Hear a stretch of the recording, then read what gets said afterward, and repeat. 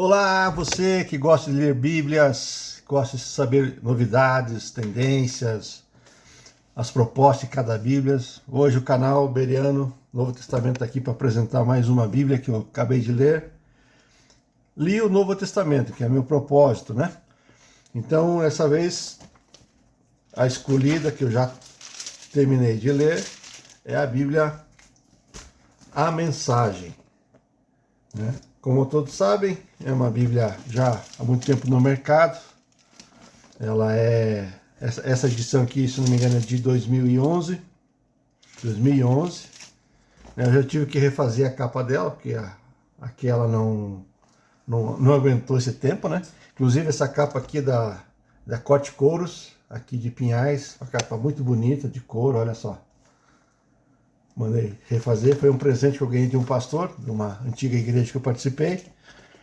Né? O que posso dizer sobre... Em relação ao material, não, a capa se desgastou, que às vezes é normal, né? Os papéis, as folhas são bem fininhas, né? Só que elas são tão fininhas que às vezes o texto de uma página aparece no fundo a outra, entende? Então isso aí para mim é complicado para minha lente de óculos, né? E também a letra é pequena, nessa aqui a letra ficou bem pequena. Então eu precisei recorrer ao uso de uma lente aí, né? Para ajudar na leitura aí. Então, não tenho muito o que dizer sobre o material. Digo que as folhas são finas, letra pequena. Ela é de 2011, talvez agora as novas versões estejam bem melhores. Eu não fui atrás. Mas é uma Bíblia interessante, né? Ela foi concluída em 2002, né? Ela foi escrita pelo Eugene H. Peterson, um pastor presbiteriano, né? Que faleceu inclusive em 2018. Né? Ela é considerada como uma paráfrase, né? Ela não é uma tradução de manuscritos, né? Ou cópias. Ela é uma paráfrase. O que é? Ele é uma interpretação do Eugene Peterson. Ele interpretou aquele texto e resolveu reescrever de uma forma que fosse mais fácil entendimento, vamos dizer assim. Que é a proposta aí da nova tradução da linguagem de hoje, a Bíblia Viva, né? Então, essa é a proposta. A paráfrase é uma interpretação do autor em relação ao texto para que fique melhor acesso, entendido e compreendido pelo leitor, né? Então é como se fosse uma pregação. Quando você assiste uma pregação, é alguém que está interpretando a palavra e trazendo para você no contexto de hoje. Então aqui seria semelhante a isso. Se bem que trata de toda a Bíblia, né? Mas como se fosse a pregação de Eugene Peterson, trazendo para a nossa linguagem de hoje. Então ele usa termos como... quando diz que Jesus conhecia o que estava na mente dos fariseus, né? Ele fala assim, Eugene Peterson escreve, Jesus conhecendo o joguinho deles, né? Tem horas que ele usa termos assim, não use cânticos de bares para louvar a Deus. Então ele traz assim gírias contemporâneas nos Estados Unidos que também possivelmente foram interpretadas para a cultura brasileira, portuguesa aqui, né? Então tem mais isso ainda, né? Que quem teve que revisar esse material, inclusive, há histórico na internet das equipes que fizeram a revisão do texto, escrito pelo Peterson, e para ficar dentro de um sentido bíblico, teológico e próximo às versões dos manuscritos, né? Então teve esse cuidado, e aqui no Brasil quem fez isso foi Luiz Saião. Ele aparece aqui como coordenador da tradução da Bíblia, né? Então, ela teve um cuidado de, apesar de ser uma paráfrase, usar gírias contemporâneas dos Estados Unidos, eles tiveram cuidado de adequar para nosso entendimento na língua portuguesa, né? Então, assim, ela é um pouquinho grande, né? Mas tem bastante espaço em volta, quem quiser gosta de anotar. Mas, porém, eles optaram por usar uma letra pequena. Daí, para mim, essa é uma opinião minha, daí já não fica bom, né? Tá bom? Então, Tem uma outra expressão que ele usa, assim, ao invés de dizer Pai nosso que estás no céu, santificado seja o teu nome, venha o teu reino, seja feita a tua vontade, assim como é no céu, seja na terra, né? Ele já usa o termo assim, ó, assim como é feita em cima, seja feita aqui embaixo. Então são formas que ele usou para expressar aqui a tradução da Bíblia de uma forma que seja mais entendível, né? E só para você ter uma ideia, eu separei um texto em Romanos 12, que é um texto que eu estou estudando, só para você entender aqui, né? Então eu vou ler primeiro nessa edição aqui, que é a próxima que eu vou ler, a João Ferreira Anos de Almeida, de 1819. Como é que está escrito Romanos 12, 1 e 2, tá? Então diz assim: Rogo-vos, pois, irmãos, pelas compaixões de Deus, que apresentei vossos corpos em sacrifício vivo, santo e agradável a Deus, que é o vosso culto racional. E não vos conformeis com este mundo, mas reformai-vos pela renovação do vosso entendimento, para que experimenteis qual seja a boa, agradável e perfeita vontade de Deus. Então, esse é o texto, vamos chamar texto clássico das traduções, né? Agora veja como ficou na mensagem. Portanto, com a ajuda de Deus, quero que vocês façam o seguinte: entregue a vida cotidiana, dormir, comer, trabalhar, passear, a Deus como se fosse uma oferta. Receber o que Deus fez por você é o melhor que pode fazer por Ele. Não se ajuste demais à sua cultura, a ponto de não poderem pensar mais. Em vez disso, concentre a atenção em Deus.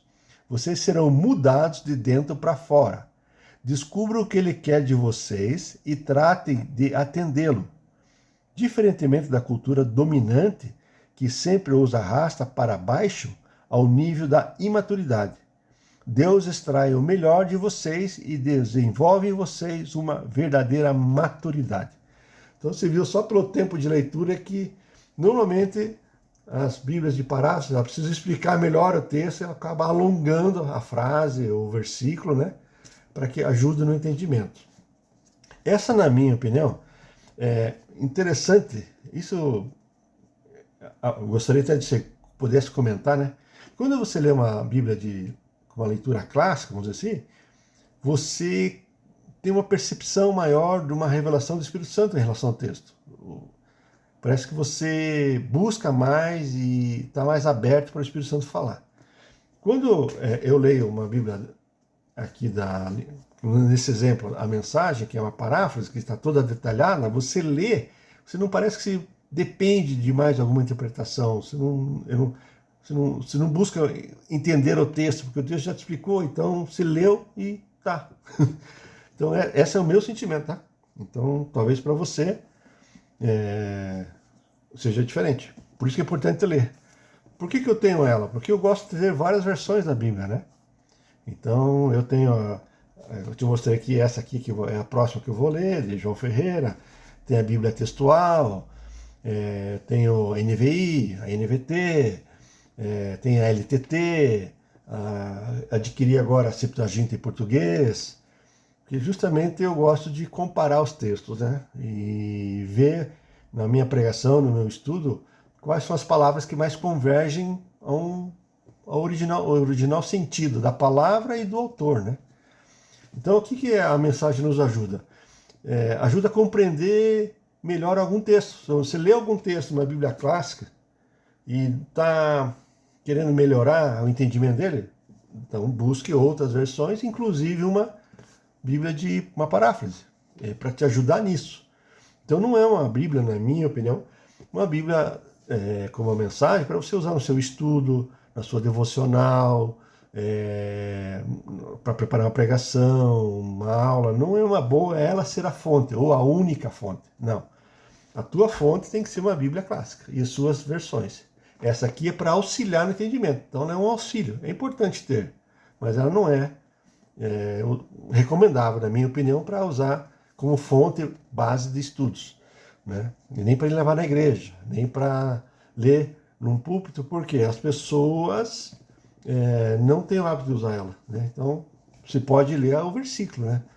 Eu li essa passagem, está assim, e na mensagem diz assim, que nos auxilia. Então é um material muito bom para nos auxiliar, né? Então ela tem como tradição assim uma paráfrase extrema e interpretação dinâmica, né? Então essa é uma característica dela.